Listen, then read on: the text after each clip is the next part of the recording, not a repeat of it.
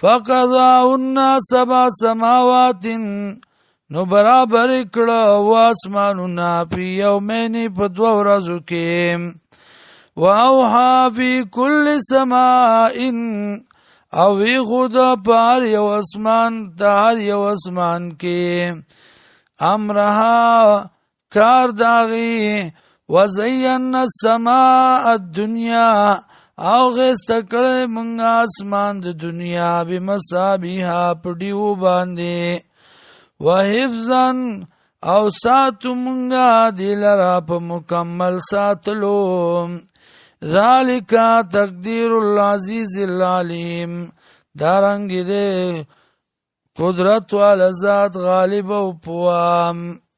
فین ارزو کو چرتا دی ارزو کو فکل ورتو یا انذرتکم صاعقه مثل صاعقه عاد و ثمود يروم تاسو د تندر اغینا د تندر نا پشان د تندر د عادیانو او سمودیانو